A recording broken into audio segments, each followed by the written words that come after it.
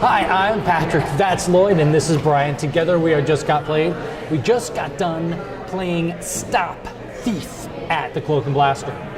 Join us for Stop Thief and Brian's Sticky Fingers in more ways than one.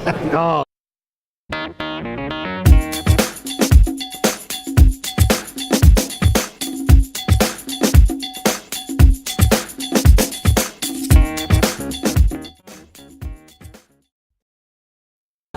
All right. Brian Fiore, Yes. tell us all about Stop Thief. All right. Stop Thief is a 2 to 4 player game in which all the players are assuming the role of private eyes, and basically for a 3-player version of the game, it's the first player to win $35,000 worth of reward money from catching thieves. Now, the thieves you can't actually see on the board.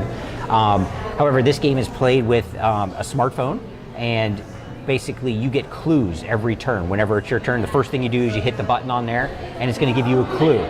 Basically, what building or which quadrant of the board is the thief starting on would be the first type of clue that you would get.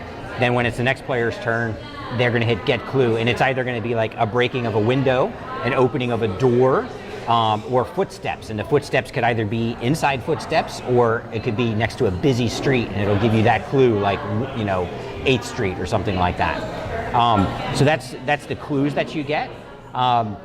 That's the very first action during your turn. The other thing, the next step that you have to do during your turn is you have to play one of your cards, your movement cards. Each player starts with 6 different types of movement cards. Some of them have special abilities on them as well, so they're unique to the individual players. Some of them allow you to get like special tips. So on that phone, it might say, push the button and it might tell you the location of the thief or give you a clue or something like that. A private tip. Yeah, a private tip. Kind of like a dance, but in this case, it's more like information. Less expensive. Yeah, less visual. So then you play your movement card, and then finally, after you move your character, if you are what you think is adjacent to one of where you believe the thief is on the board, you can then attempt to make an arrest. Now, if you're incorrect and you make an arrest and you punch the location number in on the phone, you're out. It costs you $1,000 if you're wrong. However, if you are correct, then you will arrest the thief. You'll take and you'll get the bounty for however much that thief was worth at the time. Oh, a couple other things. When you're getting that clue, sometimes the thief is actually in the process of burglary, and then his bounty goes up. So essentially, you put more and more money on every time that siren goes off. And some of those thieves have special abilities to change the game too. Like they'll make the winning player give another player an extra $2,000, or somebody's got to steal money from another player too. Or a private tip, maybe, or something like that. So, but with that, Patrick, what would you say is your favorite thing about Stop Thief? I know you disagree with what I'm about to say, but I think it's this really light, just fun, good time game. I didn't even think I was going to enjoy playing the game, but I really did. I kind of laughed and was trying to figure stuff out, and we kind of talked over it, which probably didn't strategically. But I don't think it's like this huge brain buster. It's not like you're trying to keep track of like 10 different things at once. You're really only trying to keep track of where the dude is on the board or the chick is on the board. And I don't know, it's just light and fun, and I think that part was just... It brought me back to being a little kid playing a board game again, which I normally don't like. I like heavier games, but...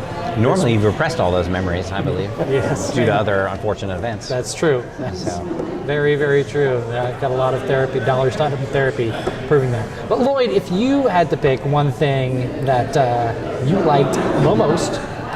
The most? I'm going to go with the movement cards themselves. Each character is slightly different. They each have their own set of numbers and powers that they can do. So there's actually more characters in the game than there are players, so you can constantly mix it up. You don't always have to play the same character. So anytime a game has slightly different characters, I like it. And this game has it. And I think to build on that, I guess it's all basically the special powers are built right into the movement cards, right? Yep. And when you play them, they're kind of like frozen down. So it's like you really got to think, okay, if I'm going to use this one card which gives me all the movement, I'm going to have to obviously sacrifice that later until I put down that one card. So there's different levels of strategy when you decide to play those movement cards and those abilities. I think that's kind of neat. But my favorite thing about Stop Thief, I would have to say, is it's a remake, right, by Restoration Games. and they did a great job of modernizing it using a smartphone and an app, and it's just the user interface is great. So that's my favorite thing. Even the how to play is built into the app. So if I don't know, and it was a really great how to play too. It just kind of went really quickly, and it's a very cool idea. They did a good job on it. You're absolutely right. They did a And good read job the on it. directions. I didn't know there was a how to play in the app. Yeah, I read the whole book. I did not. I just looked at the app. The more you know. But Patrick, what would you say is the thing that you liked least about Stop Thief? Again, the game's so simple, and it really is. To me, was really just kind of like light fun. It's hard for me to pick out something that I don't like in games like this. But I guess if I had to pick something, it's the fact that the original game with miniatures, cool little minis, and games didn't really come with a lot of minis back then. And now there are they're meeples. They're You don't love meeples? I love meeples. I'm a meeple person. Oh, okay. I'm meeple people. But in this particular game, and there are custom meeples that don't look like just regular meeples, but I don't know. I like the minis in the original version, and that's barely something at all to dislike. But Lloyd, if you had to pick something you disliked, and you have to, pick something you dislike, Lloyd.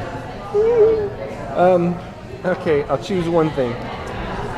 In the app, you talked about being able to get a private tip that only you know. The private tip just tells you the exact spot of the thief, and considering most of the game is trying to piece together where the thief was based on the sound effects and where they started and where they could have gone, that seemed a little too easy. Maybe we had it on easy mode for we're not that smart. I don't know. It seemed maybe if they'd just given the starting space or a couple of the previous spaces that they were at, but We did play on standard mode, and something else we talked about is maybe they could have mentioned something else that was in the room with you that would make it a little bit less precise of it's this space. yeah, given a landmark or Right. There could have been bookshelves in the room or laptops or. I kind of liked knowing exactly where it was, because then I sure. could play then to the strategy, and you guys would think, okay, he's definitely going for it, but I've actually positioned myself, between to create like a false red herring. To send Well, you guys did down the win. wrong path. yeah. Yeah, You did win. that's no surprise. I mean, If there's one thing that you didn't like, Brian, the it thing was too easy. I won too easily in the game. Yeah. The thing that I like least is the other type of clue. When you would get the footsteps and it would tell you that it was outside, it would say it's on 8th Street. But then I would look down at the board, and 3 of the 4 sides of one of the blocks was on 8th or 6th or something like that. If that was the clue, and so I was kind of well. I kind of wish maybe there would have been the streets and the difference between streets, avenues, circles, ways, or something like that, to just narrow it down a little bit more. So a little bit more specificity. So you want even more specific locations. Yes. Yeah. You may have not won if it was any easier. I may have actually been able to score. Not a chance. Not a chance. But again, Stop Thief is available at check out the website Restoration Games, or your favorite local game store. Stop Thief. Get your copy. I'm Patrick. This is Lloyd. That's the thief over there, Brian. Join us. Thank you for joining us for Just Got Played at Cloak and Blast. Come back some other time. We'll play something else. I'm just good at arresting people and getting paid for it. You are a rules lawyer. Yeah, but that's a different branch of the We're government. gonna call you Sticky Fingered Dog the Bounty Hunter. Sticky Fingered Dog. It's a lot of words. Stinky Finger? Or It's easier than Sticky Finger Fiore. That sounds better. Sticky Finger Fiore. All right. Okay. These Sticky Fingers Fiore. I said sticky, not Oh. stinky. Okay. That's Stinky Pinky Fiore. Tacky. Very tacky. I like that one. It's the best one. What is it? Stinky Pinky Fiore. Yes! I like it.